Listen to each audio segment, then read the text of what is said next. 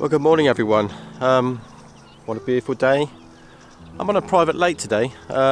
First time really, the lockdown has been lifted in the UK. We can now go out for a bit more exercise and drive somewhere, so I can't tell you how fantastic it feels to get back out with the camera again. And yeah, I hope you're all keeping safe and well wherever you are in the world, and you can get out yourself and perhaps enjoy a bit of the countryside like I am at the moment. So yeah, today, something a bit different today. I've come down to this private lake, and I'm going to be reviewing this against my big 600mm lens. So this is the Olympus EM1x with the 300mm f4 lens, and I don't own it. Olympus kindly lent it to me to review, and yeah, it'll be an interesting exercise. I've seen on the internet a lot of people are switching to this.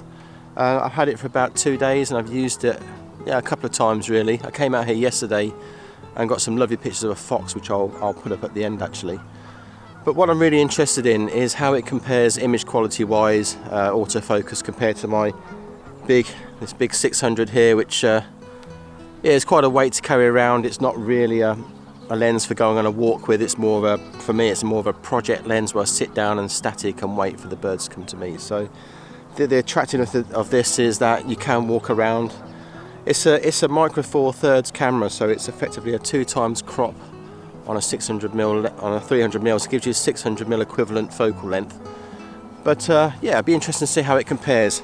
Obviously the price difference is quite substantial, so this setup here you can pick up for, I think, for about 4,500, I think, which is still very expensive. But my big 600 with the 1DX and the tripod and all the gimbal, everything, it comes to about 18,000, so it's a huge difference in terms of price and weight. So I'll come down here, try and get some shots, compare them directly between the two, and yeah, see how it goes really. I know a lot of you have been quite interested in this review, and yeah, I'll reserve my thoughts until the end. I mean, I will say it's solely my opinion, so I mean, please don't get offended if you're an Olympus user and I disagree with what you say, but yeah, so I'll come down here now and let's see what we can get in terms of images.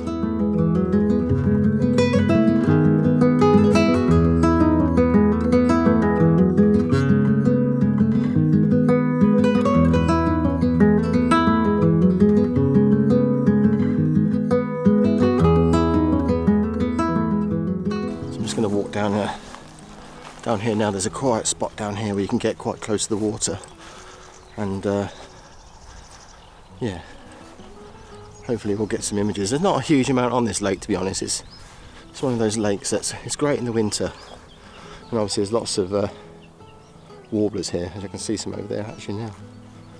Reed warbler sitting up on the can you hear them?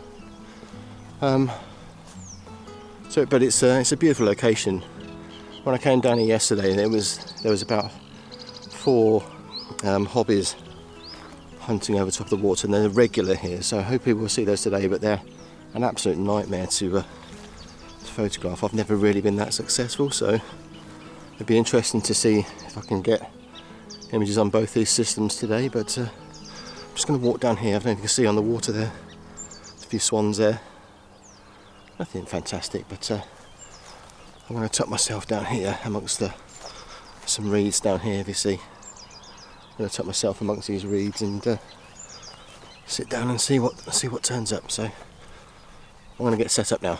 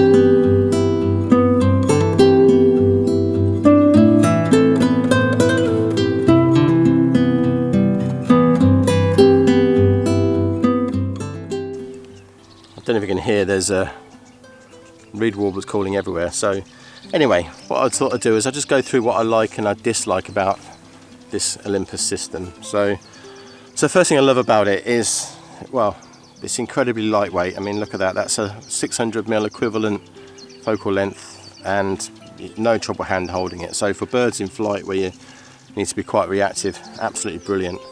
If you're a travel photographer and you're going abroad to do wildlife photography, or just going on holiday and you want to take a longer lens with you, absolutely no problem at all getting this in on a flight in carry-on hand luggage. With this thing here, there's always a worry that some flights don't take these, some airlines don't allow these to go on as hand luggage.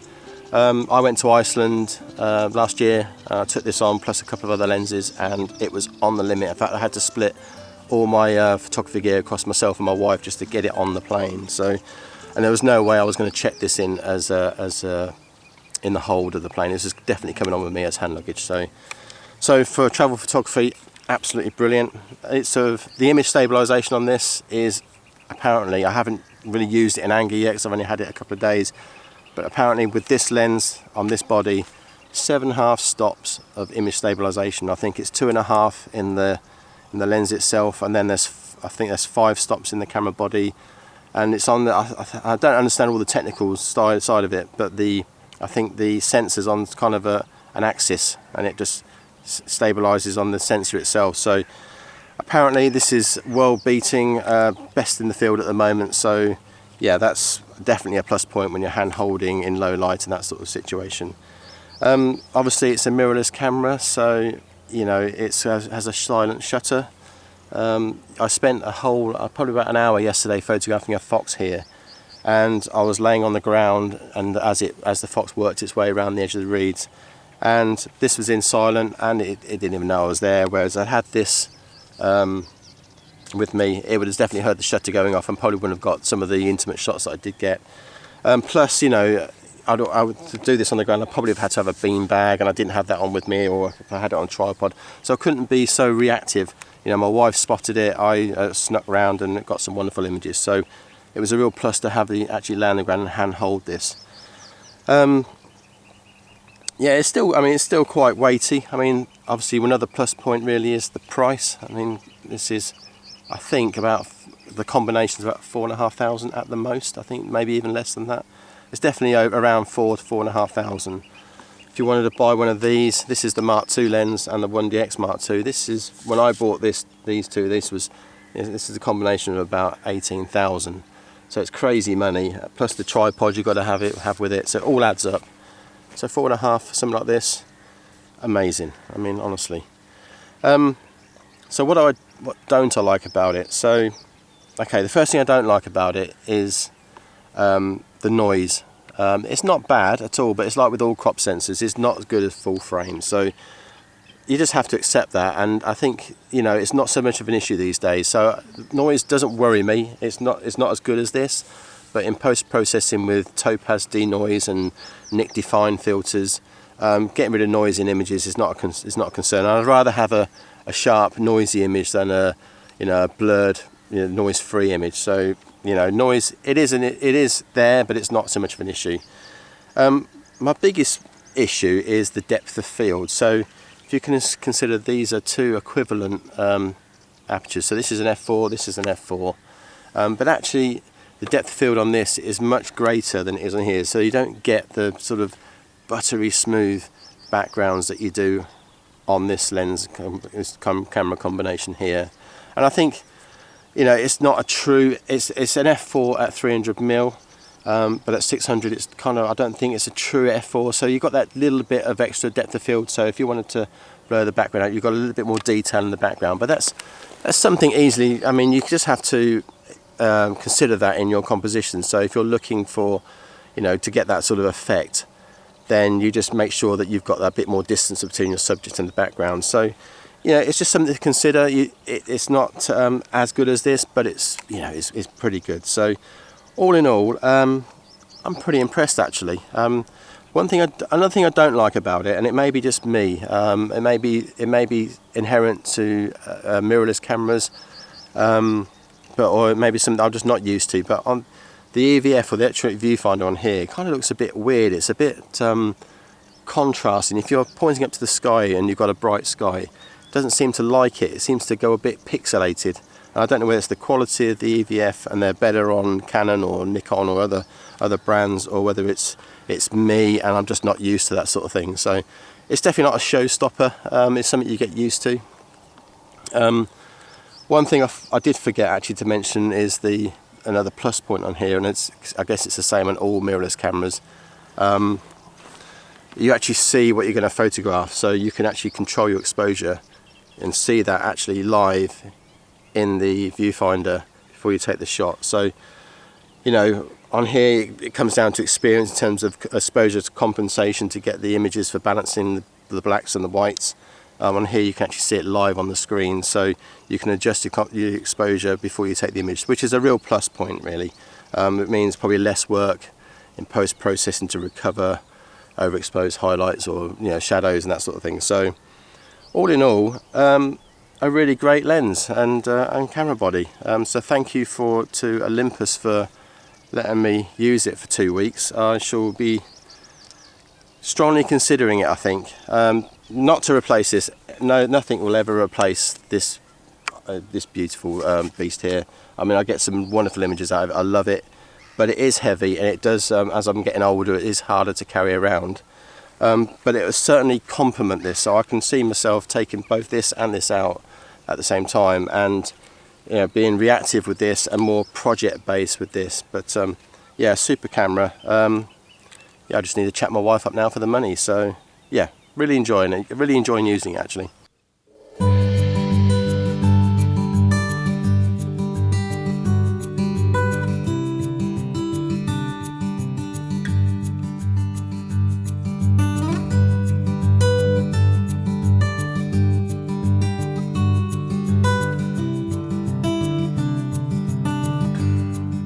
So no sign of the hobbies just yet, but I don't think the flies have really come out yet for them to catch. So, but there is a cuckoo calling in the background. So, but in the meantime, I thought I'd just quickly show you around this this camera here. Obviously, one of the beautiful things about it, I forgot to mention earlier, was the built-in battery grip. So as you can see, it's got this extra bit on the bottom here. So no matter what we're in, so you can hold it landscape.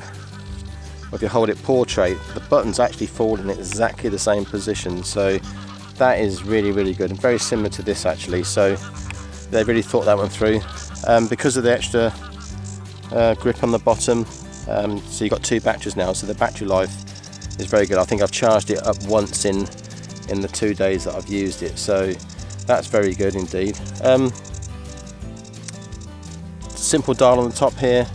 You've got aperture priority, shutter priority, manual, bulb, and then you've got these custom functions. So they've got rid of all the fancy arty things that they do, so it's very much in the way a professional camera looks like. So this is their professional top end body.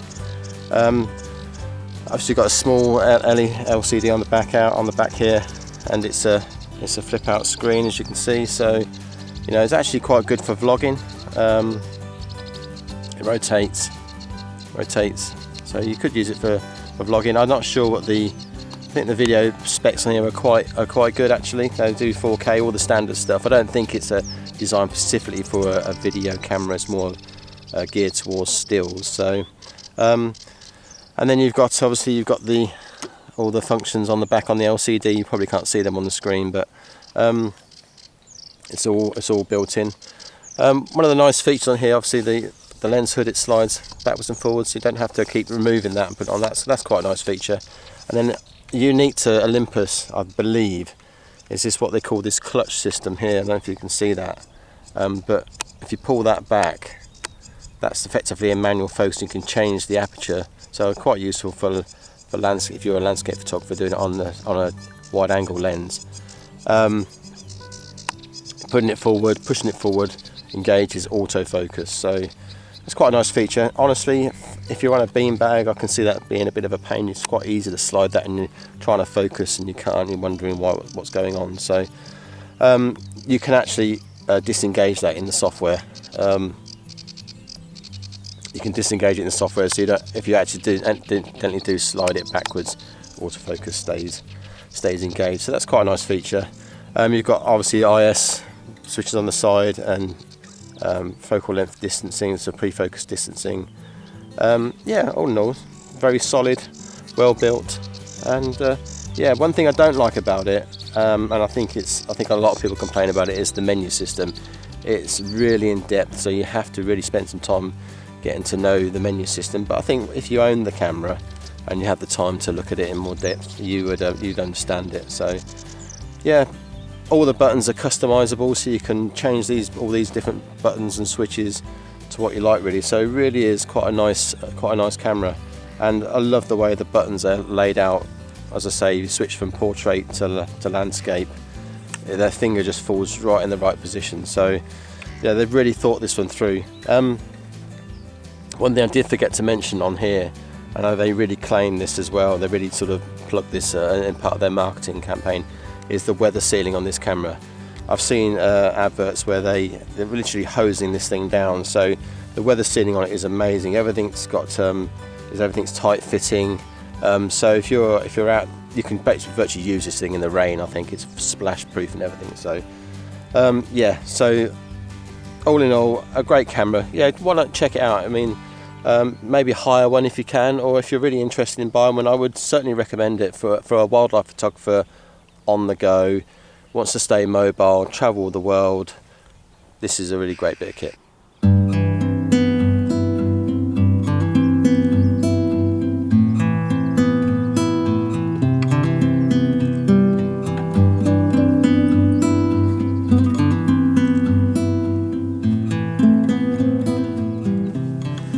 So I'm gonna call it a day now. So I hope you enjoyed this short review on this Olympus E-M1x camera with the 300mm f4 lens on. As I say, do check them out. It's a great travel camera, a great lightweight, and I think I'm tempted. I think I might get one if I can. Obviously keep my big lens, as I've said, for more of my bigger project work, but as a responsive, reactive lens, easy for hand holding and birds in flight, can't beat it. Excellent camera. So thanks for watching. I hope you enjoyed it, and we've got a lot more coming.